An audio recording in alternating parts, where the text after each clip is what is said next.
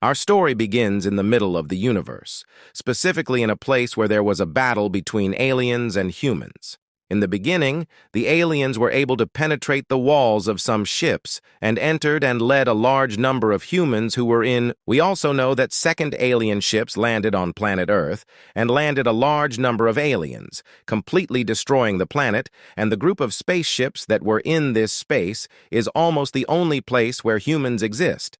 Unusually, the hero in this story is not human, but one of them, aliens, known as aliens. What distinguishes this race from aliens is that it can develop itself without end. However, despite this type of alien being has little defensive ability. It depends only on the strength of the attack. Its strength lies, as we said, in its ability to develop. Then we go to the hero of our story, which we talked about. He is Alien X. We see him when he was still young, and at that time he was very weak and hungry. He had to feed as soon as possible, otherwise he would die. He keeps walking in the place where he was, which is the spaceship. He was looking for anything to eat, and he was specifically looking for the location of the supplies. This is because if he finds a place like this, he will be able to take a large amount of food. But the problem is that if anyone sees him while he is weak like this, he will die. Then he uses one of the skills he has, which is the hypersense skill, and this skill makes him feel the things around him, and he actually finds the right place and goes. But the problem is that when he finds the container, there was a password for it, and they try random numbers and use the number 1, 2, 3, 4, and the container opens and it turns out that this is its password. After that, he takes out the food in it and starts eating, but the problem is that it is chocolate, and this food is not good for the aliens, but he is forced to eat it because there is nothing else. But while he was eating, he noticed that there was an insect passing by his side. He quickly caught it and ate it. After he ate this insect, a message was sent from the system telling him that he had obtained a new gene, and that this gene was the wings gene that was in the insect that he ate. Then X becomes very happy and says that the wing gene is not bad, and then he uses this gene. Indeed, he appears to have wings and wonders how to move the wings and says, maybe I should imagine that I am moving my back muscles and that way the wings will move. But without doing all that, he actually feels his wings and is actually succeeding in moving them. But when he tries to fly with these wings, he notices that it is very difficult and tiring. He is supposed to move them very quickly, and this is not completely proportional to his current low energy, but at this time he notices that there are some insects that he is still eating them, and now he is on the ground eating a chocolate cube, because my hand has energy and comes down to prey on these creatures. Then he pounces on them and eats one of them. Then a little later he eats a second one, but the third one runs away.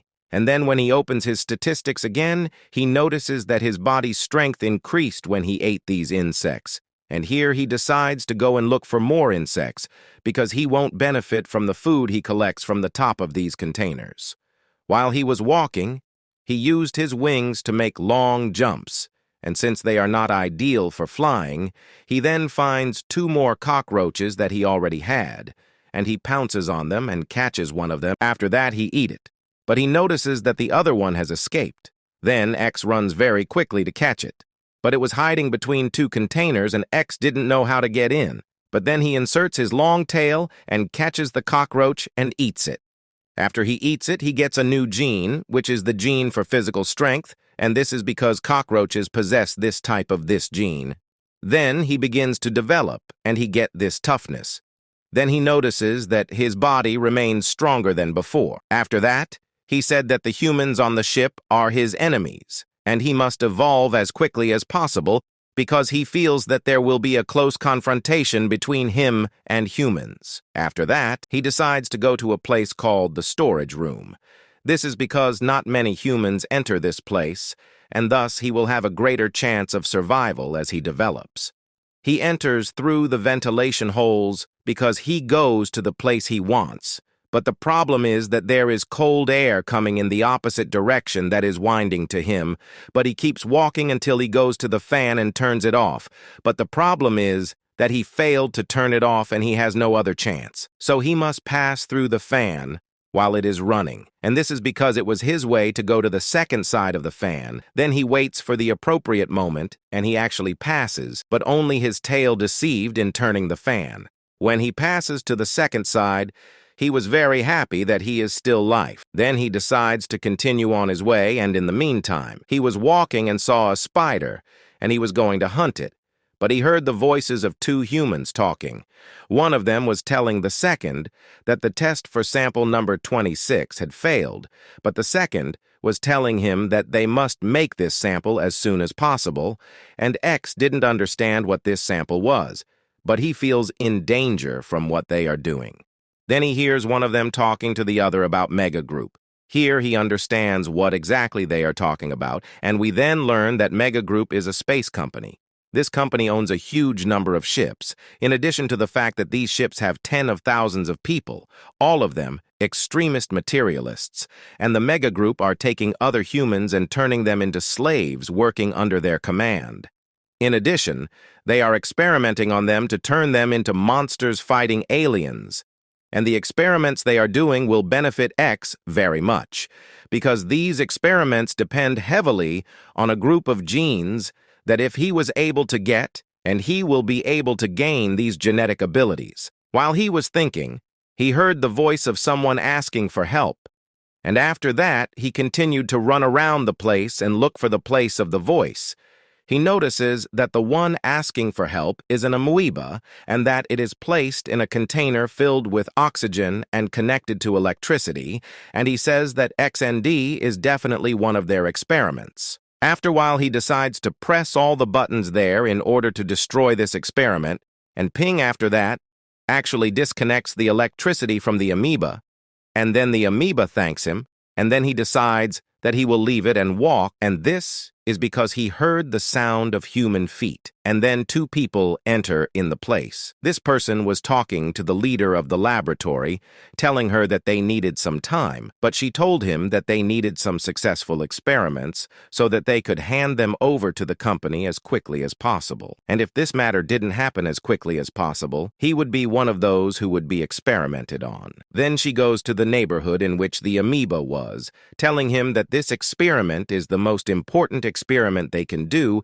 and hand out to the company. It is experiment 26, and this is the same experiment that the two of people were talking about a while ago. He tells her that he is afraid that the company has a great interest in this experiment, the X-Can spacecraft. He was hiding, he was listening to what they were saying, and at the same time, the place where he was hiding was in a group of drugs that contained genes. These genes belonged to aliens. At the same time, the leader conspired with the person who was with her to supply this amoeba to the salon, but this person tells her that without a neutral element, it will be in danger to all of them. But she insists that he inject her in the salon that day, and then injects her with 5 milligrams of selenium, but she tells him that this is not enough. And she walks away and explains that there is a large amount of amoeba in her, and amoeba begins to suffer and asks for help. After her body absorbs the entire amount, her limbs begin to appear, and then she leaves it and walks. At this time, she notices something in the place where X was hidden. But when she looked carefully, she can't find anything because X was hiding. Then X promises that he will kill this girl and drink her blood for a few days. Then X keeps walking until he reaches this place. He begins to use his senses to detect if there is a human, animal, or insect next to him. And he used the skill in this particular place because the tubes here reach every place in the spaceship, and thus his waves will reach every place in the ship. And about 4 days after that day, the alien was able to know many places for cockroaches and spiders, but his body had grown quite a bit, and he needed to hunt a larger animal to feed on it. He also knows the times when the laboratory commander comes. He knows that her name is Eugene. 2 days before today, there was an accident. It is that one of the samples escaped, thanks to Eugene's intelligence. She was able to inform them of the location of the sample. That's why X wants to kill this leader as soon as possible, because he feels that she will know that he exists, and he also suspects that she has mental abilities. And if he kills her, He can extract this gene from her mental abilities. These are simply abilities inherent in intelligent beings, but not in all beings. Humans are one of the beings who have these mental abilities. If he was able to develop his mental abilities, then the human would turn into a semi-superhuman being. After that, he would go again to the place where these tubes were located and decide that this would be his nest. Because almost no one comes here, then a message comes to him from the system that he has obtained a new skill called paralysis poison. X was surprised because he did not know where the poison came from, and he said it might be from the spiders that he was hunting. He also knows that one drop of this poison can paralyze a human being, no matter how strong he is. But the problem is that it only lasts for 5 minutes. Then X decides to go out and go to the amoeba and tell her that he brought her food like yesterday and puts it out of the hole, and the amoeba eats it. Then he thinks for a while and says, "What are they going to use this amoeba for?" After that, he said that they can use it on the cat who is with the leader. Here he decides to go to the room where the cat is in. At that time, he thinks about killing the cat, and now it is considered prey for him, even though it is considered a fairly large prey. But the only problem for him is that the ventilation duct from which he will emerge is completely blocked by laser, and any single touch of these laser beams triggers the alarm immediately. While he was thinking, the cat hear him and get close to him and want to eat him, it starts banging on the ventilation door to open it. This made the soldiers suspect that someone had entered the cat's room. But when they entered, they saw that it was a worker playing in the door. The people who sell the ventilation say that she often plays, but this time X was a little face in the ventilation pipe, because the soldiers did not see him, but after the one who got his bickins, he thought, and then hunted a little cockroaches and began to mess up at the door of ventilation, and after that he would put a cockroach there and walk. When the cat hears the sound, it comes and knocks on the door and enters. When the soldiers hears the cat, they say that it is most likely the cat is playing, and they decide that they won't enter at this time. The cat has entered the pipe, and it is going to the cockroach in order to eat it. X had placed a large number of cockroaches, and every time the cat ate one, it found another one. The cat keeps moving until it reaches this door as soon as she enters, and the alien pounces on her and injects his own poison. This causes the cat to start screaming, and she waits patiently before 5 minutes pass. The alien gets rid of her and opens it a little later. The leader learns that the cat has disappeared and quickly runs to the captain of the ship to inform him of what happened and asks him about where the cat is, so he tells her. The soldiers are now looking for it. Here, she is very upset and tells him that he is not here for 2 hours, and this is strange because she used to come every time during meal times. He talks to her calmly and tells her that the place we are in is a spaceship, and as long as he does not take another ship he overturned this ship and escaped, so he is already inside the ship, and surely there is no cat that will take a ship and escape. At that time, she says that she has no reason to say that, and she wants the cat to be here immediately. He tells her that she should wait and asks her why you are making all this fuss over just a cat. Then she tells him, if the guards did not catch this cat, he would arrest them immediately. He tells her that he will think about this matter later, but she, at that time, say that if they did not catch the cat, he should execute them immediately. At that time, he becomes shocked. He then tells her that this will be the case. It's exaggerated. But he was thinking that imprisoning them for a month or more, executing them for something like this is considered crazy. Here, she gets more annoyed and tells him, how can you tell Caesar that he's just something? Caesar, this is the lost cat. Then the captain tells her, when they find the cat, they will continue to think about punishment.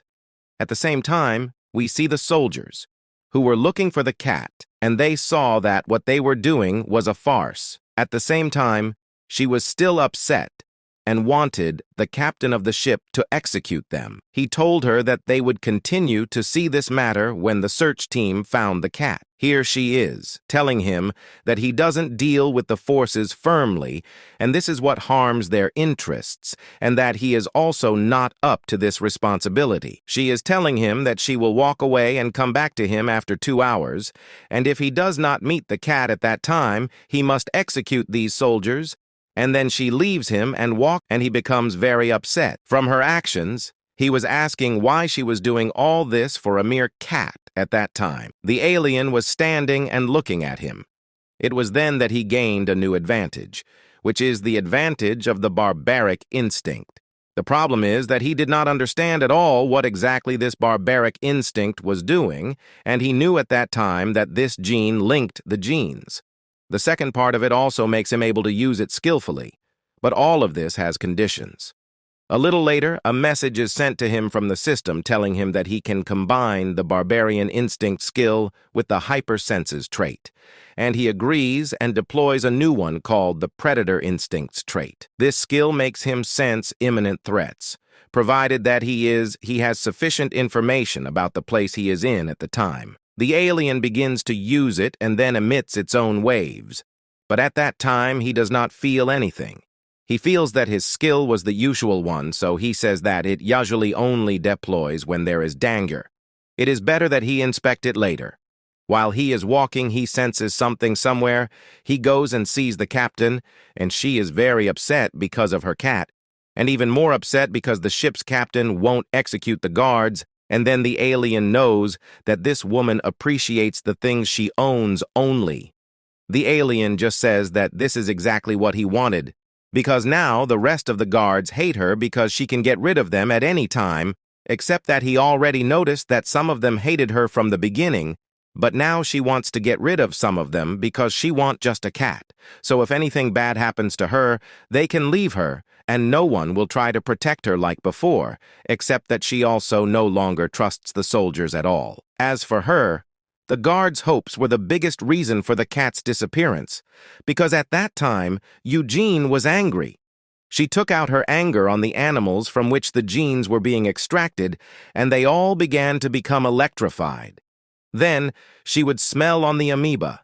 She purred that she could connect it to the electric shock, and she actually did that, and the amoeba began to scream. After a while she stopped, then she walked away. At this time, the alien was very annoyed with her and wanted to get any chance to get rid of her. He decided that he should enter inside the air pipes, and he was saying that he must get this amoeba what he wants, which is revenge. 2 hours have passed, and Eugene goes to the ship captain to ask him about what happened. He then tells her that they still haven't done anything, and here she is going crazy and thinks that he is executing the guards. He is getting annoyed with her and tells her that he, the captain of this ship, is the one who will determine if these guards will be executed. No, whether they will be punished at all or not. And he tells her that she must watch what she says, and this is what increases her madness even more. Then the commander tells her that if she does not stop what she is doing, then he will retire, and she then walks away, leaving the soldiers and entering the bathroom, and here the alien says that this is possible. It's his chance, and he quickly runs towards the air outlet that leads to the bathroom and looks at her. When she's standing in front of the mirror, he says that this is really his chance. Then he breaks the door and enters the wall. At this time, Eugene was washing her face, and the alien was preparing the poison. A little later, the alien pillow made a sound, and she noticed the sound. When she turns around to see what is this sound, the alien descends on her and is about to inject poison into her, but she reacts and falls to the ground. But then he comes back to her again and becomes angry. She becomes paralyzed and falls to the ground, and looks in front of her to see that the alien is coming to prey on her, and then the alien begins to devour her, after which genetic information is delivered. To his nerve center, a message is delivered to him from the system that he can evolve, and at that time he actually decides that he is evolving.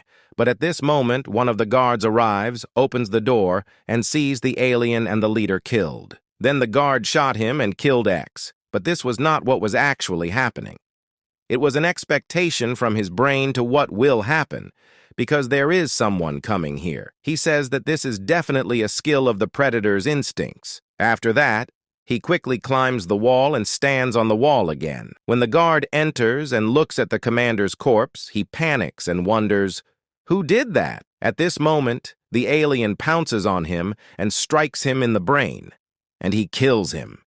Then he quickly stays away from them and enters again through the ventilation pipe and closes the door so that no one knows that he was coming from it. Then he returns to his nest to sleep, and he uses his X-rays to find out whether someone is close to him or not. And because the previous development has not been completed, systems send him a message. It asks him if he wants to develop, and he says yes, and he begins to develop. After a little while, strange things begin to appear in him, and his appearance changes completely and turns to the east. We then see him while he is inside this cocoon, and his body is gradually breaking down and disappearing until his entire body disappears. Then we go out again outside the cocoon and see that it has begun to open a little. For a little while, we see an object begin to emerge from it, and it is black in color. After it emerges completely, we see that the appearance of the alien object has changed completely, in addition to its size also remaining much larger than its previous size. And its hand has fingers. The evolution process has been successfully completed. I immediately thought, studying the information, is this an indicator that I have become an individual? The amorphous has a 6-step branch of evolution, 5 of which goes to transformation. The cub, an individual. The individual is a teenager, a young individual, an adult, and an ascended individual. The latter kind of evolution is considered the ultimate form of the amorphous in the space survival universe. But now I am very hungry, so I must eat something to get full, and it must contain genes to help me develop at the same time. But eating insects will not help with my large body. Straining my brain, I was covered with perspiration, but nothing really came to mind. Suddenly it dawned on me. I understood. Eugene Kisaragi. I've tasted her flesh, and I immediately remembered this woman with a cold gaze piercing through. So my guesses were correct, and she had psychic abilities. I have to get this power. Time to find a corpse. And I immediately rushed to the place I was looking for, climbing the pipes. It was not difficult to remove the ventilation grate, but to get through them. Ventilation airlocks are now terribly inconvenient to move. It sucks. Suddenly I felt a subtle smell. He was familiar to me, or rather, I immediately recognized the smell of what I was feeling. The smell of rigor mortis. A thought flashed through my head, and I followed his lead. Hovering over the room from which such a wonderful aroma was coming, I looked through the ventilation grate. And here he is. As soon as I opened my mouth, drool immediately began to drip from my mouth. It feels like I haven't eaten for a very long time, and now they are beckoning me with a delicacy. Lorg. A thought flashed through my head again. It's like a buffet, by God. What could be more wonderful? The dead man's cell is right below me. There was barely audible music playing in the guy's headphones. On one of the boxes there was a sort of name card or just a signature, in order to determine who was immersed in his longest sleep. Eugene Kisaragi read one such inscription. Above the plate is a screen on which an eyeball with an iris and a pupil is displayed in high magnification. Suddenly, something began to fill the room with boxes. The boxes with the bodies were fenced off by a glass wall. At a table almost in the center of the room sits a brunette in a snow-white medical gown and searches for something or reprints in the database, but he is deaf to external sounds that break the silence. Music was still playing in his headphones, which was muffled for me. Suddenly the smell intensified and it strained, so to speak, the observer of this place. What's that smell? The guy was puzzled and, taking off his headphones, followed to the boxes with the bodies. A picture appeared to his eyes that terrified the brunette, and he could not move. What the? Only he said. His attention was presented with such a picture as a burned hole in the floor surface, from which such a bad smell was coming. The edges of the hole are covered with green slime, which slowly flowed down. I was under the ceiling and watched what was happening, like a hunter after a victim driven into a corner. Acid? The morgue supervisor was surprised, and perspiration appeared on his face. From where? Recovering a little from the shock, he looked over his shoulder. Thoughts ran chaotically, but went in a more or less correct direction. We need to call security. But I didn't give him that privilege. I immediately rushed at this kid, as soon as he had time to be surprised. My sting immediately pierced through his head, and the body immediately, like a sack of potatoes, fell to the floor on a puddle of spreading brown liquid. Opening the box, in the distance, I saw the open feet of the corpse of the victim I needed. I pulled out the shelf on which it rested, and with a deft movement of his clawed paw, he pulled off the snow-white sheet. Here it is. Eugene's body matched the color of the sheet, the same snow-white. The girl's hair, the color of a raven wing, stood out vividly against a background of it. There was something attached to his neck, something that fixed the body on a kind of couch similar to a white fabric tape. She didn't change even after death, I said in my mind, and they are forbidden to touch it. I rejoiced subconsciously at this thought, and with a deft jerk, grabbed her head with my clawed paw. And that's strange. Even after killing so many people, I don't feel guilty, I thought, detaching my head from her body. It can be seen that the patch hid this separation. The edges of the cut had turned blue from the onset of rigor mortis, and there were still bits of blood that had frozen on the torn edges of the flesh. They say that when the environment changes, you change yourself. A philosophical thought flashed through my mind while I was enjoying the view of her head, because I also changed when I became an amorphous. Or this ruthless killer monster was my real self. Nothing will be solved even thinking about it. The drool of hunger filled my mouth. I immediately opened my mouth in anticipation of the delicacy that I am in a hurry to taste. It's time to eat. I immediately bit, first into her head, then into her flesh, tearing into pieces and enjoying the taste of his silent victim. To survive, you have to keep killing. Such is Morse's life and his ability to adapt.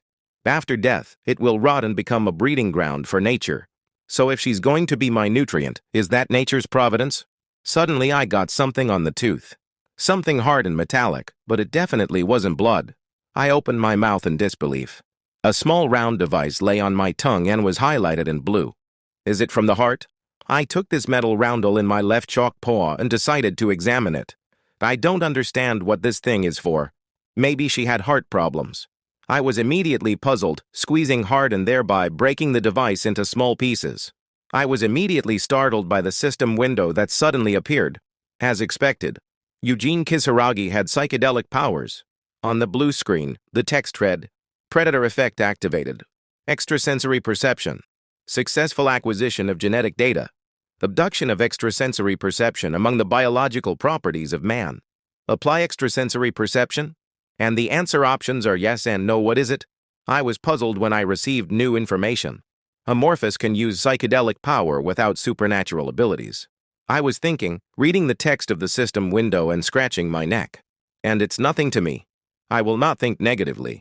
I decided and immediately pressed the button with the answer option yes. To get the type, I still have to accept.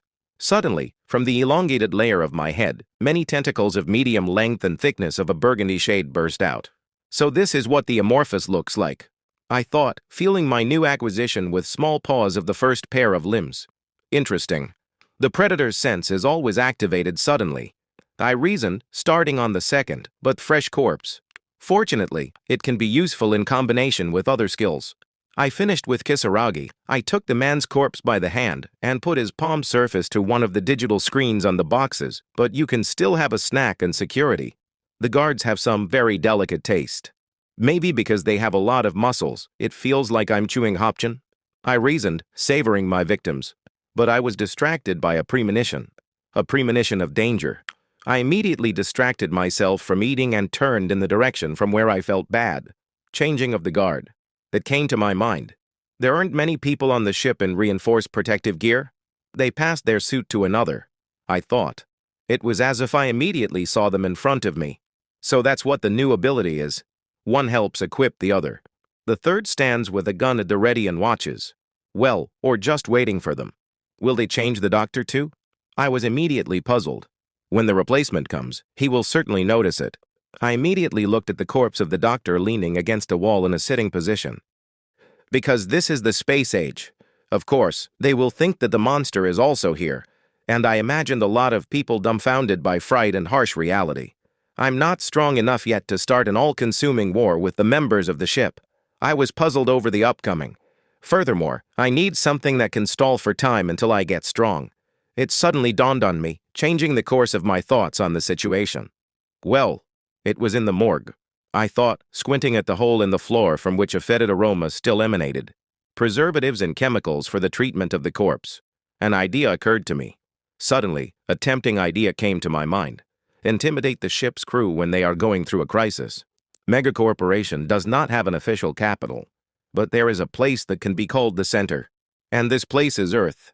The headquarters and center of the current megacorporation. The 5 companies that contributed to the creation of the megacorporation are the kings of the Earth. At this time on Earth, we see a man sowing in the field. The man who was engaged in farming seemed to sense their presence and immediately stood up.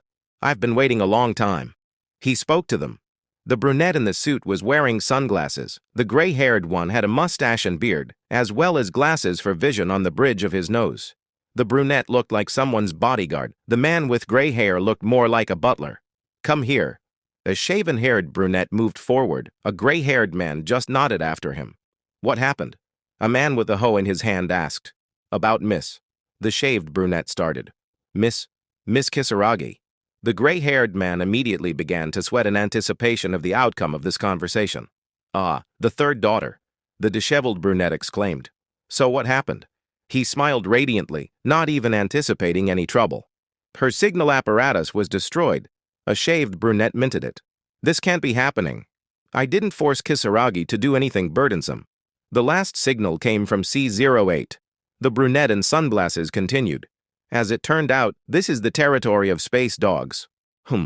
Only a disheveled brunette spoke in response. Well, he started and immediately put his hand on the shoulder of the man in the suit. Less than a minute later, a shaved man was hit in the head by a strong fist from Eugene Kisaragi's father. He also threw the body of this man aside with a powerful blow, and blood splashes followed the victim in a train. Mr. Eugene approached the man, who was still alive, but shuddering and covered with blood splashes. And he continued to mercilessly strike blow after blow, but no longer with his fist, but with a metal-pointed hoe. Soon, the slightly twisted instrument, covered with a scarlet liquid, flew to the side. Get rid of it. Mr. Eugene spoke. Yes. Came from behind him. The body was surrounded by a group of men in suits. They covered him with a sheet and prepared to carry him away. I don't need a tool to look for answers to unanswered questions. The most important thing for us is the tools, do you know? Mr. Eugene spoke, clasping his bloody hands behind his back. Yes, I'll be careful. One of the men spoke in response and bowed. 1 billion credits went to Kisaragi's upbringing. This is equivalent to the cost of developing a new battleship. Mr. Eugene spoke and put his hands in his trousers pockets. I made her do a genetic modification to improve her genes. Can some pirate touch this child? I wonder who dared to harm the beloved Eugene family? Wiping the blood from his chin, the man continued to ponder. The captain of the ship Kisaragi was on board was Yuzin Samuel, right? Yes. The white-haired man answered, lowering his head. If this is the Samuel family, Mr. Eugene continued to reason, throwing back the rag, the Titan satellite. That case is gaining an interesting turn. But that's not his job. Edgerton's child is a coward, the brunette said with a smile. He doesn't have the guts to get his teeth into the Eugene family. Ah. He exhaled and abruptly turned to the gray-haired man. What do you think, old man? I think Jan intervened. The man with glasses spoke. You're thinking the same thing I'm thinking. Kisaragi's father chuckled. Tane and Edgerton seem to be fighting for control of Jupiter, but in fact they are in cahoots. Because Edgerton's credits come from Jan. This snake is ready to take the lead on the board of directors, you know? Kisaragi's father spoke. Yes. The gray-haired man replied.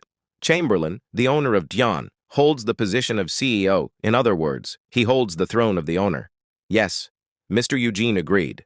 I am afraid, seeing that this insolent fool is resolutely aimed against me. Kisaragi's father immediately laughed, and just as abruptly stopped, changing emotions to more serious ones. We have a reason, so we will strike first. Tell your family about it. The brunette gave instructions. Yes. The gray-haired man said, and immediately bowed. C08 was enveloped in a shadow. Kisaragi's father spoke. Contact them and figure it out. I understood. The white-haired man's reply came again. The bloody wind is blowing. It flashed through his mind. Yuzin Samuel in those suddenly raised his voice, breaking into a cry of a brunette aged who had anything to do with the ship. Bring each of them to me. The one who destroyed my assets, the man continued without slowing down the timbre, deserves to die. He was terrible in anger, especially still in his clothes covered with the blood of the bad messenger. Clouds of steam were floating around. They were present all around the perimeter of the square, surrounding people from different sides. The whitish steam hovered in the air and did not dissipate. Gritting his teeth in anger, the captain said. His body was shaking with a small tremor from indignation at this situation.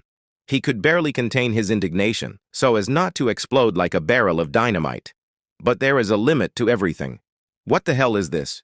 He exclaimed so loudly that he could be heard in the neighboring departments of the ship. There was a hole in the wall of the room that had once been a morgue. Clouds of steam came from the floor and rose to the ceiling. He was surrounded by guards. On the left and on the right hand of him stood one equipped guard. In front of him, a group of people in snow-white robes sat in a state of shock next to what had once been people. Now they were either charred or acid-corroded remains. Somewhere the head is guessed, somewhere else the remains of trousers. The other body has only a semblance of the remaining head after exposure to some chemical. The rest of the parts have disintegrated, the hands are a mess, the body is corroded by the floors. You say, after a minute of silence, the captain broke the silence. There was smoke in the room? It's strange, because when we entered, everything pointed to a fire. He muttered after hearing the results of the inspection from the equipped soldiers. All right, confirmed one of them. I wanted to find out what happened right away, but only doctors are allowed to enter. One of the soldiers continued, to which he received only silence in response. There was mayhem and chaos. Some of the laboratory assistants wrote down a report in notebooks that they were observing at this crime scene. Others covered the remains with sheets, hiding the bloody truth from the eyes of others. Here and there lies a lot of mangled equipment and furniture that once filled this area. I don't understand. Finally, the captain spoke, still watching this terrible picture and trying to figure out what had happened. How could there be a fire in the morgue? The head of the medical team decided to examine one of the burned corpses. The hand of the body still had its shape, the fingers on one of which was not melted, which is surprising. From such a temperature, the ring was different. Well, if it was a fire, then why did it remain as if untouched? Judging by the ring, the gray-haired man mused, is this a team member who worked overtime? But suddenly something surprised him very much, and perspiration appeared on his face. He immediately turned to one of the workers, who at that time was taking notes in the report. Are these old bodies? He asked immediately. Yes, why? Only there was an answer in his direction. This can't be happening. The head of medicine muttered. He definitely did not find someone in the bodies present here, and was even more amazed by this. The head of the medical team? This reaction of the gray-haired man did not hide from the sensitive gaze of the captain, from which a question immediately followed. Captain, the leader muttered, trying to control himself, but arriving still in shock from what was happening. Call all the leaders of the ship. We have a problem. He was paler than the dead. Something scared him very much. What? The question sounded in raised tones, breaking the silence, leaving a ringing in the ears. At a large table shaped like a shield, the members of the council, the leaders of a particular industry, are sitting again. The bodies of the guard and the head of the research team are missing. The captain raised his voice again, voicing a question. They couldn't have left on their own, could they? The captain was indignant at this turn of events. At the same time, he was shocked by what he heard. At the same time, he was angry at this turn of events. The head of the medical team. He shouted in the direction of the white-haired man. Are you sure? I checked several times. The gray-haired man was justifying himself, and sweat from excitement appeared on his face again. However, exactly 2 bodies are missing. And that's not all. If we talk about chemicals stored in the morgue, of course, they can ignite, but a fire of this magnitude is extremely rare. The head of medicine finished his speech with his assumptions. In other words, the dark-haired man in a blue uniform jacket spoke. He was sitting next to the gray-haired man with his arms crossed over his chest. This fire was created artificially. Who the hell did this? The head of the technical team asked, without taking his eyes off the head of the medical team. Maybe there are unidentified alien creatures on board. A blond man in a dark gray uniform voiced his guess aloud. He was sitting next to the head of the technical team. His voice sounded calm, in principle, as he himself held himself. He sat with his hands clasped together in a lock. Is this some kind of joke? Suddenly, a man with milk chocolate-colored hair raised his voice, from which the blonde was immediately taken aback and jumped a little in his place. Don't talk nonsense.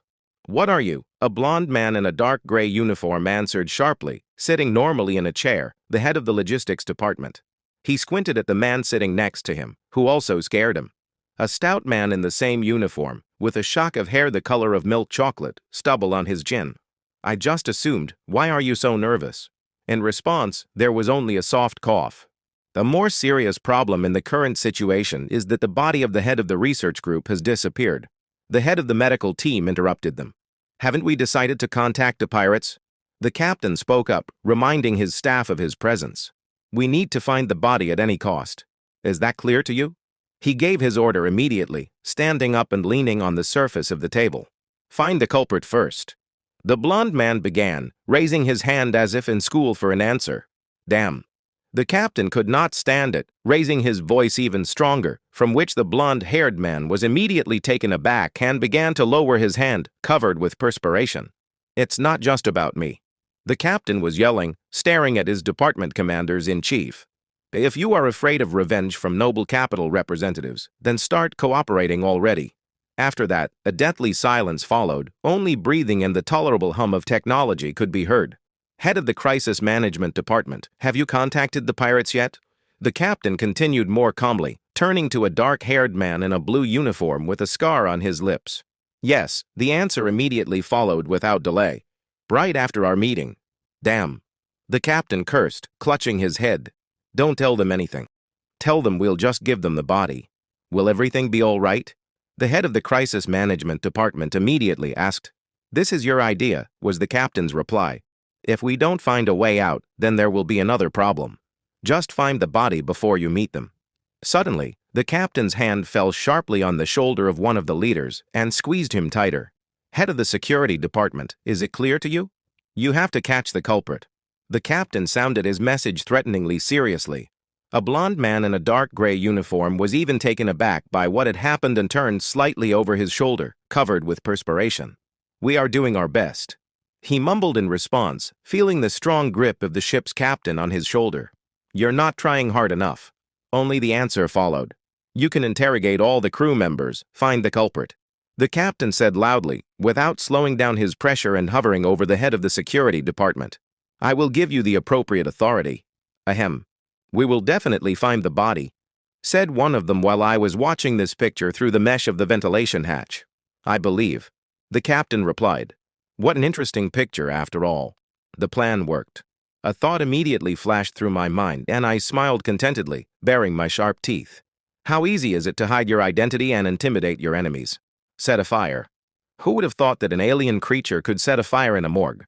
I found a cabinet with a lot of test tubes of different colors, from dark yellow like bees to ordinary red and green. They were all filled with chemicals that helped me in this difficult task. They stood in an ordinary cabinet behind a thin, fragile edge of glass. Such is the protection of dangerous chemicals. The toxic substance was created from a mixture of chemicals on my finger. I made a small incision, and drops of green viscous liquid appeared on the surface of the plum-colored skin, and a couple of drops of acidic blood. Everything went smoothly. The flames took care of the corpses. However, bright scarlet and orange flashes of fire immediately flooded the room, filling the space of the room and black acrid smoke at the same time. I didn't think it would be about aliens. I thought and lay down comfortably. My soul sank into my heels. The captain must have lost his mind to decide to contact this space junk. I continued to reason, still watching what was happening. It seems to be this man. My gaze fell on a brunette in a blue uniform jacket with a black rectangle on the back. The head of the Crisis Management Department, however, I will check it later. Who knows, maybe he's in cahoots with the pirates. Pirates are of different races, so I can get a lot of gene essences. However, an assault can reduce the number of genes I can get on this research vessel. I was thinking, still watching the people already going to their offices. Anyway, I'll make a decision when I find out how good this space junk is. And I suddenly caught something with my location. The sky. My attention immediately switched to an equally interesting character of this entire human team. A heaviside man with a short bob haircut in the stubble. He walked, looking down at the floor and saddened by something. Exactly. Isn't it the head of the logistics department who denied my existence? He has nothing to do with the situation, so why did he say that? The man seemed to feel someone's presence and immediately began to light up on the sides in search of the stalker. He went to a small screen and immediately put his palm so that the device could count his fingerprints. Cargo hold. The door hissed open, letting him into the room. He is the head of the logistics department, so visiting the cargo hold is normal for him, I thought, trying to keep an eye on the intended object, but his alertness looks unnatural. What did he have hidden, since he reacted like that?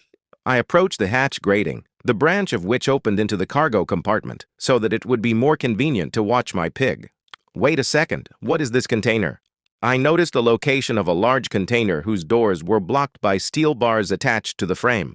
There was also a small screen on the container, which they used to identify the person in order to get somewhere. A kind of combination lock. The trail of the head of the department ends here. Fingerprint scanner and ID card login system. The security of this container is higher than that of others. I was thinking, still looking at the thing interesting to me. Its walls are so thick that I can't find out what's going on inside, even with the help of extrasensory perception. There must be something very important hidden there. I was even curious. I was thinking, putting my finger to my chin, interested in the container. Initially, I was going to eliminate the head of the medical team, but I changed my mind. The next target is this man. The man wanders down the corridor after another binge to his room. "Who's here?" he exclaimed into the void and immediately turned around, peering if there was anyone nearby. But there was no one behind him. Only an empty long corridor filled with oppressive silence.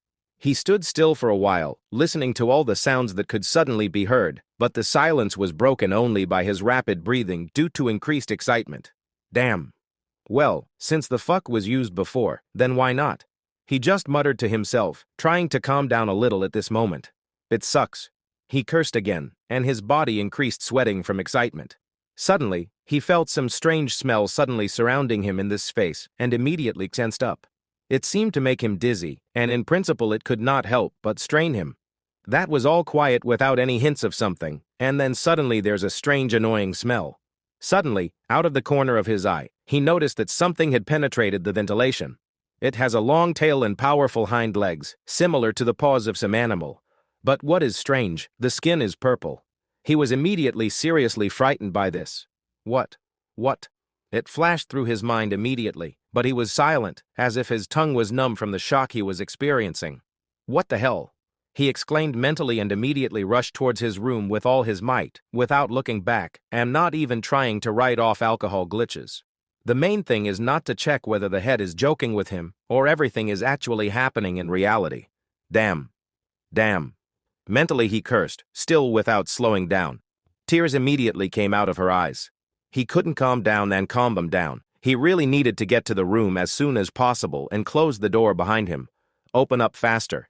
He shouted in his mind, constantly poking at the numeric buttons on the screen. But suddenly the panel succumbed to the entered code, and the door immediately moved to the side with a rustle, disappearing into the interstitial space. The man immediately flew into the room. More precisely, he fell like a sack of potatoes, not calculating that the barrier in the form of a door would disappear so quickly, and he would lose his balance. Empty glass bottles were lying around him, and one of the slippers had left his hind limb. Telephone. The man stammered. I need to make a call. Trembling with fright, he crawled towards the object he was looking for. A red handset on a red platform with a digital panel. Peek, peek, peek, peek. It was heard outside the door. A sound that brought even more fear. Drool dripped from his mouth every now and then, and sweat trickled down his skin. Peek, peek. He understood that it was the sound of the code buttons on the panel in front of the entrance. The number of digits in the code was getting smaller. He turned towards the door, and tears started coming out of his eyes again. Pipic. With a rustle, the door disappeared into the interstitial space again. In front of him was me in full height. His terrible nightmare from which he tried to escape so quickly. And now he's shaking and drooling, crying his eyes out. He can smell death. He sees a big monster in front of him with burning eyes and drooling from hunger. I slowly approached him, delaying the moment of pleasure. They say that the meat of the victim who experiences fear has its own wonderful taste. I loomed over him, showing a wide mouth and a lot of razor-sharp teeth, which drooled every now and then from unbearable hunger. And he just shakes and cries. Enjoy your meal. I just said it to myself and immediately bit into my victim. It was easy to kill him because of his cheeky lifestyle. Thoughts swarmed in my head as I looked around my victim's room.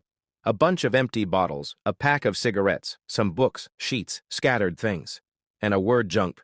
He spent all his time in the bar. I also found crumpled things in the drawers. There are empty cans of something on the dresser, scattered socks, uneaten soup. A real salary thief. I thought immediately. The captain should be grateful to me. I thought and grinned. Because I am reducing the number of people in the state who are paid salaries in vain. I justified my attacks immediately. I would clean up here a little. I thought as I wandered through this pigsty covered in blood splashes. Blood everywhere, especially where the victim's body was. The wall and part of the floor are smeared with it. It's fucking dirty. I swore. Where is his ID card? I thought with a heavy sigh.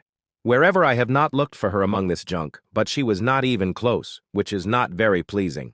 A medium-sized poster of a model in a scarlet bikini caught my attention. On pale skin, it looks quite impressive. And the hair is an unusual color, the color of seawater. Although this color is pale against the background of the skin. She looks sexy, but I don't feel anything in such a body. I thought, crossing my little paws on my chest and sighing in disappointment. I continued to search the room, when suddenly the object I was looking for finally fell out of the bright yellow folder I had just taken. Namely, what I was looking for is an ID card. A thin rectangular plastic of small size with a blue stripe at the top and a stroke under it on one of the sides. Great, I found her. Mentally, I was immediately delighted. On the other side of the map I saw a photo of my once-eaten lunch. I've collected everything I need. I mentally decided, taking the key card and the left hand of my victim for this. Before leaving, you need to clean up after yourself. I decided, squinting at the severed head of a corpse with rolled eyes and covered with splashes of blood. The head of the logistics department is not very tasty. I decided, continuing to finish eating the still fresh remains of the corpse. He stank of alcohol all over. I could feel the smell of alcohol mixed with the metallic tint of the smell of blood in the air, and the taste of meat is given bitterness. Having finished with the corpse, I went to the container, which interested me, and for which I tried to get the keys to the entrance. It was already evening and there were few people, which meant that it was possible to take your time. I inserted the ID card into the hole above the digital panel with bright blue stripes. To the screen, streaked with bright blue lines in a small square, I put my left hand, covered with blood, which at the same time stained the surface. The container doors opened and white steam swirled across the floor. I went into the container and saw tall cylindrical flasks lined up in rows on either side of me. They were cold, and the walls were fogged up from the temperature difference. Look what he's been hiding here. Cryo cameras? I was surprised to see all kinds of alien creatures inside them. So he was a smuggler. I decided right there, watching this picture. My attention was suddenly attracted by another container, but already inside, and I immediately turned my head in his direction. To be more precise, it was a small blue box with many cells containing glass cylinders, but smaller. An amorphous egg? I was surprised to see the remains of glass and the eggshell from the hatched baby on the place of the broken cylinder. Exactly. It looked like the petals of an open bug of dark green color with ribs on the petals. One egg is empty. Having examined the shell closer, I thought, did I hatch out of it? I immediately had an obvious question. I took an egg by one of the petals of the shell. It looks like a wilted flower bud, quite interesting. So this bastard tried to smuggle me out. I thought, examining the ribbed surface of the shell. Although, the starting location is the amorphin in the game is not this ship. The ceiling in a blue-purple stripe hung like swollen pimples, sprinkled with small yellow speckles of some crystals. From the surface of some of them, green slime drips. Some bulges are completely stuck in the column of this slime that connects the floor and ceiling. On the bumpy floor, where residual mini-rocks are sometimes visible, there is a coating of the same green slime in which, as if on a soft mattress, the same amorphous eggs are located. Somewhere on the surface there are small pyramids with gilded drawings. And the mysterious ruins. I don't know what happened, but the owner of my body left the container immediately after hatching. The wall of the container is covered with a transparent flowing viscous liquid, similar to saliva. A trail of egg fragments and such goo stretches further from this box, deep into the container. Apparently, he died shortly after due to lack of food. But then I moved into his body. This explains why cockroaches seemed so delicious to me. I let the shell fall to the floor among the rest of its fragments.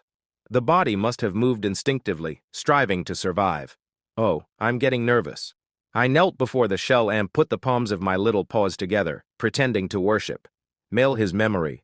And now, you can forget about etiquette. I got up in a moment and looked around, and do what befits an amorphous. I grabbed 2 eggs of my brother's from a small container and immediately began to eat them greedily, while killing other cubs in the bud. The amorphous one that hatches first devours other eggs. I took one after the other, devouring one by one, sucking out the internal component and the juices that are still contained in them. It's a pity there was no message about the activation of the predator effect. Well, it's not that important, I thought, licking the remnants of pale yellow goo from the surface of my teeth and mouth. Because there is a lot to eat here, I thought in anticipation and looked at the contents of the smuggler's container. Cryo capsules with all kinds of alien animals. Something else was in sealed cardboard boxes. And it's all mine now. Great, I mentally exclaimed as soon as the blue system window appeared in front of me. Race: Unidentified Hostile Space Creature, NVKS, Condition. Individual Goal: Survive, Evolution.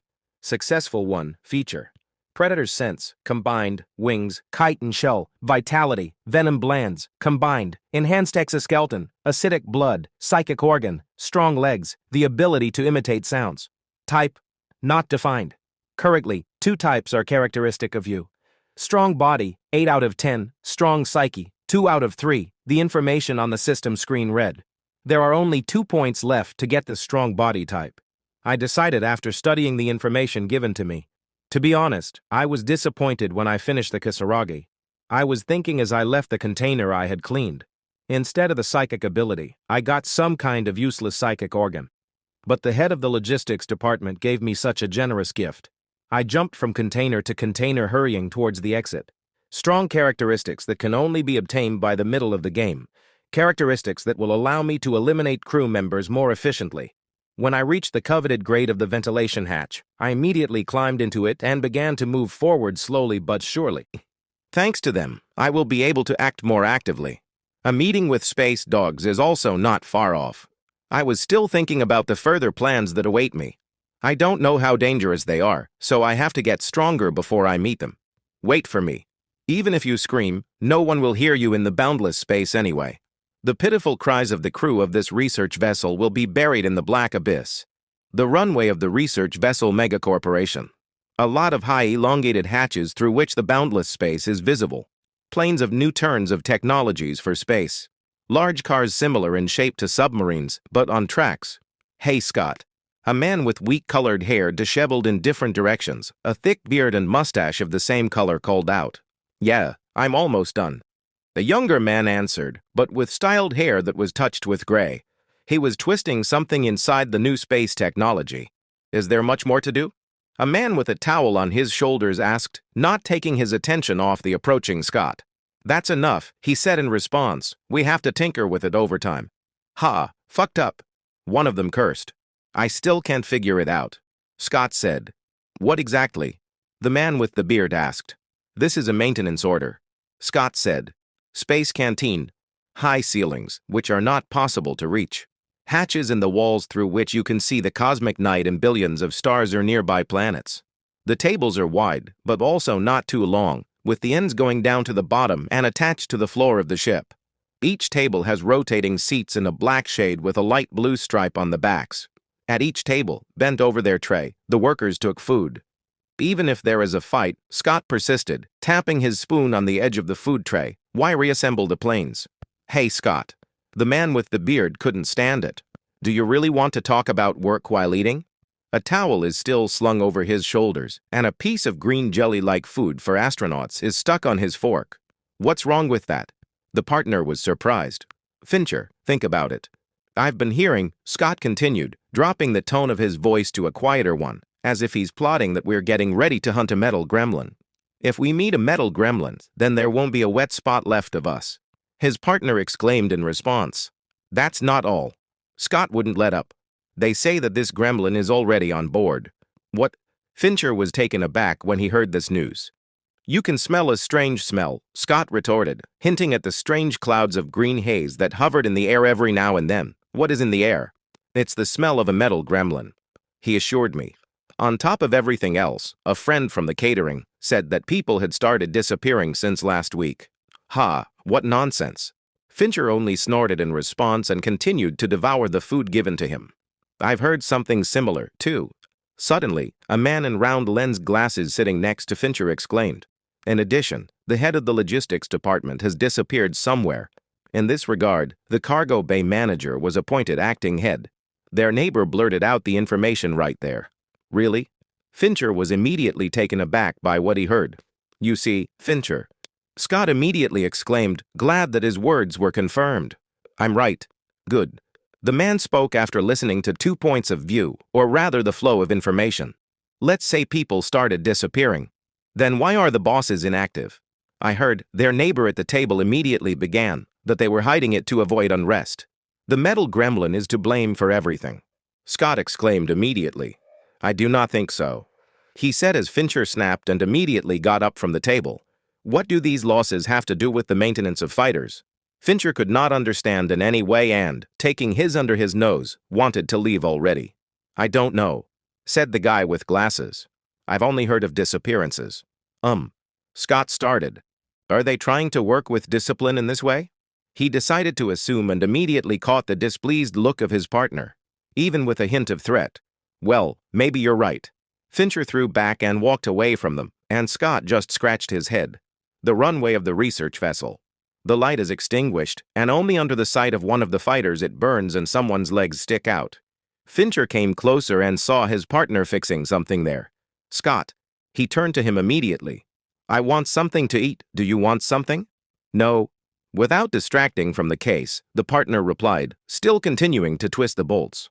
It's better to bring some synthetic alcohol with you. Scott threw Fincher in the wake. Good. He agreed in response. Damn. Scott swore. Will I be able to finish everything today? The man continued to work in silence. Only the barely audible hum of technology broke the silence. Scott, come here for a minute. Suddenly a man heard someone's voice and was immediately distracted. Cameron? He immediately called out to the voice carrier. I'm busy right now. Scott muttered and continued to twist the bolts in the mechanism. It won't be for long. The same voice was heard again from outside. Scott? The newly arrived night voice persisted. That's it. The man wanted to swear mentally, but only clenched his jaw with indignation. If you call for any trifles, beware, there will be no mercy. Mentally, the cattle were angry, taxiing on a small special board from under the fighter. But he was immediately puzzled when he saw only emptiness in front of him, but not the one who was calling him so hard. He's mocking me. He called, but he left. The man was surprised and sat down, looking around. Here. The voice that seemed to mock him rang out again. This time it comes from the doors that are wide open ahead, from the darkness in which nothing is visible. Hurry up. Maintenance room? Scott was surprised. He approached the door and looked inside, guided by the voice that was calling him so persistently. Scott, this way. That voice rang out again. What are you doing there without a light? The man was surprised, looking into the impenetrable darkness. I'm looking for something. The voice answered again. Come on quickly, help me. The voice spoke again, and Scott walked into the darkness of the room without a second thought. He began. How people annoy me, he thought, not straying from the path, making his way with a flashlight. What's that smell? He was surprised when an unbearable stench hit his nostrils, and he immediately covered his nose with his palm. It looks like a rotten fish, but somehow different. Thoughts flashed through his mind. Where are you, you bastard? Scott exclaimed, continuing on his way anyway. Here I am, here. The familiar voice rang out again. Without shining his light on the floor, he did not notice a large bolt and immediately stood on it, which caused him to lose his balance. The bolt rolled out from under his foot, and he fell to the floor with a crash. Hey, he said, rubbing his bruised head. Wait a minute, a thought suddenly dawned on him. Somehow all this is suspicious. Even if you turn on the flashlight, it's hard to see anything in such darkness. Squinting at the fallen object, he thought, but without moving from his place. What is Cameron doing in such pitch darkness? In addition, the head of the logistics department has disappeared somewhere. Suddenly Scott remembered the words at lunch. In this regard, the acting head was appointed cargo bay manager. I heard that people have been disappearing since last week. The metal gremlin is to blame for everything. It finally hit Scott as soon as he remembered his words in the dialogue. K. Cameron? Already stuttering, my victim asked into the void, crawling on the surface of the floor. Sko-o-o-ot. I drawled, imitating my voice less assiduously. Cameron? Scott asked the question into the void again. Without stretching out the calm before the storm for a long time, I immediately grabbed his head and pulled him to me. Oh, I pronounced the syllables with aggression and prepared to devour my stupid victim. My eyes were burning with a hungry spark, and steam was escaping from my mouth. Only the crunching of bones and the screams of the victim broke the silence that night. The ability to imitate. It turns out to be very useful. I thought as I ate my delicious food and savored every bite.